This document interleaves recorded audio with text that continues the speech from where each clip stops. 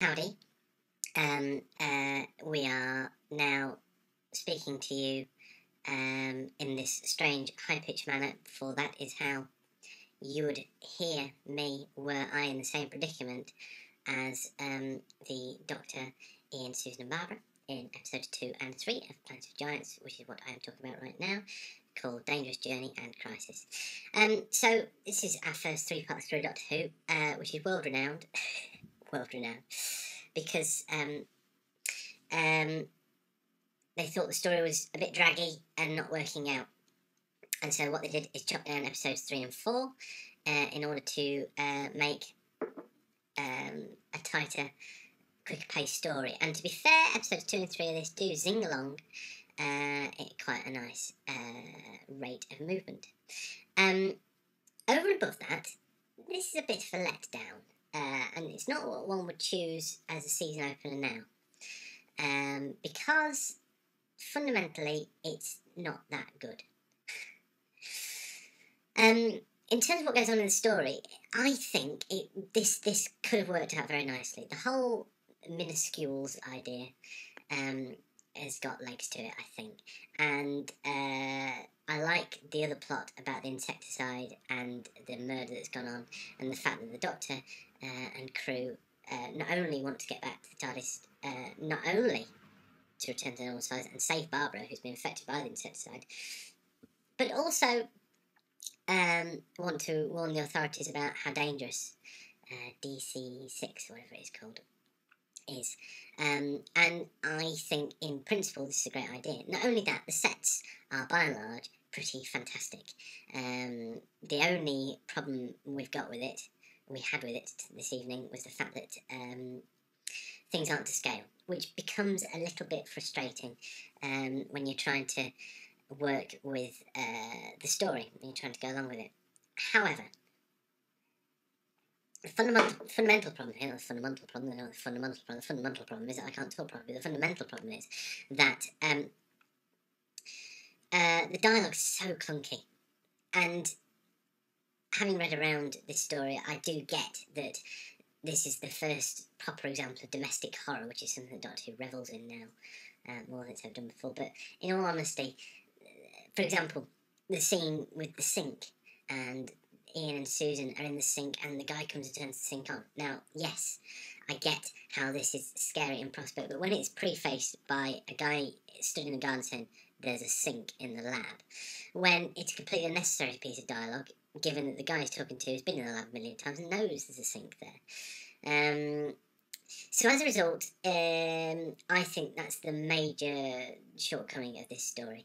The last episode does jump along, and its edit has been done as competently as possible, given that you're losing 50% of the material and the exposition.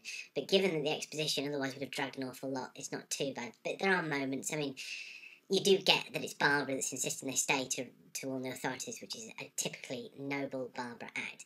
But the bit where they decide it is lost, and what we get is the bit where Ian reflects upon it and Barbara convinces him it's a good idea. So fundamentally, given that this was a story that was I'm sure at one point it was penciled in for the very first story, which would have been an odd move.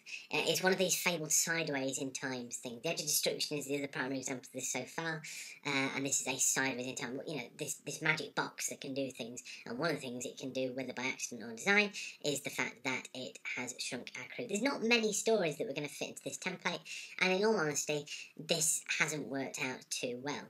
The whole sideways in time thing, I think, will go on, and you can look at things like the Doctor's Wife as being a modern day example of the sideways in time thing. It's a way of twisting the format of Doctor Who so that it isn't all about future, well, these days future stories. And the Mind Robber is coming up. Well, it's not coming up anytime soon. But in all honesty, I feel slightly let down by it. I think the dialogue's clunky. I think some of the performances are pretty good. Forrester, I think, comes across as, albeit a two-dimensional, but nonetheless effective villain, and I like the telephone exchange operator lady and her husband, who's the policeman, and I think all that does hang together pretty well, but all in all, a little bit of a letdown, which is a pity, especially after the amazing run of form that we had at the end of season 1. But fair enough. It proves that Verity Lambert has a better handle on this programme than Sidney Newman did. And it proves that the format of Doctor Who is flexible enough to embrace this type of story. The concept's not at fault. It is the dialogue, and it is the way that it's played with. I read something very, very interesting in, which one was it? In About Time, Tatwood and Lawrence Mars, that said after episode 1 we end up inside, which seems a bit bonkers. The whole outside stuff was a lot more dramatic, and then suddenly we end up in the humdrum. As inventive as one might say it is, talking about whether or not you can use paper clips to get down off a table doesn't zing you as much as dead earthworms, and that just works better for me than that. I thought that I'd forgotten how the TARDIS crew decided to alert the authorities, which is basically to put themselves at risk of either gassing or incineration. And running at a matchbox with a giant match is all very thrilling. Obviously the matchbox is giant, so it wouldn't work otherwise. So in principle, what do we have here? Well, Hartnell's on form. Hartnell's really nailed his character. Susan is finally showing a bit of spark, which, as you may know, if you're a Doctor Who fan, there's a bit of a pity at this stage, but life goes on. Ian is solid as ever. I've decided that Ian is solid. Yeah, he's just a regular solid character, and I think Doctor Who benefits from it. It is a pity that his involvement in working out the chemical formula for DC6 is probably cut away, but equally that bit was probably quite boring.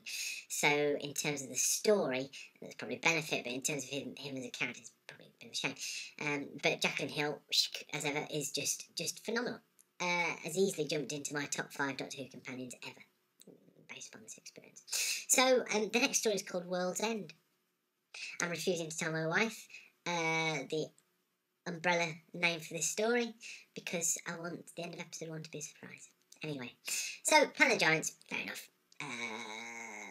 We'll move on to pastures new-ish. See you later.